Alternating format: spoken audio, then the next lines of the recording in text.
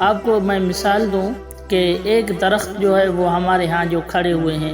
ان کی ہم کٹائی کرتے ہیں، ان کو سیدھا کرتے ہیں، پانی بھی وقت پر دیتے ہیں،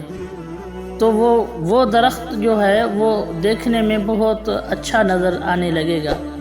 اور یہی درخت کسی کھیت کے اندر یا کسی جنگل کے اندر کھڑا ہوا ہو، وہاں اس کی دیکھ بھال کرنے والا کوئی نہ ہو، تو ظاہر سی بات ہے اس درخت کا جو حلیہ ہوگا وہ اور ہوگا۔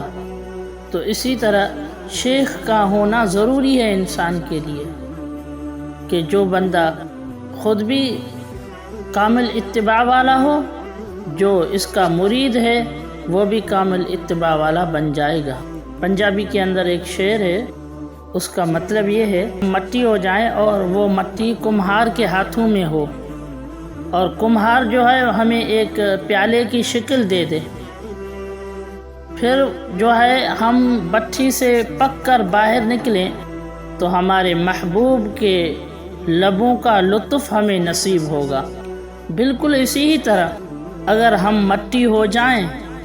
ہماری طبیعت کے اندر عجز و انکساری ہو،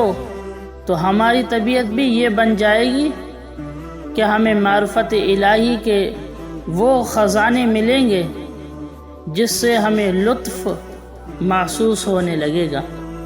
تو لہٰذا ہمارے لیے یہ بات ضروری ہے کہ ہم اللہ والوں کے ساتھ صحبت اختیار کریں۔ حضرات صحابہ کرام رضوان اللہ تعالی علیہم اجمعین کو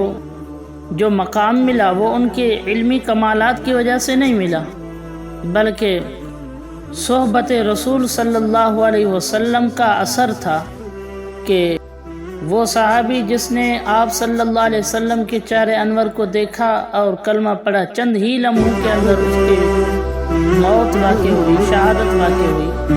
تو اب ساری دنیا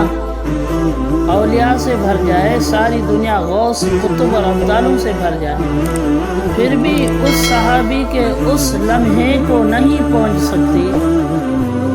جو لمحہ اس صحابی نے رسول صلی اللہ علیہ وسلم کے ساتھ گزارا ہے۔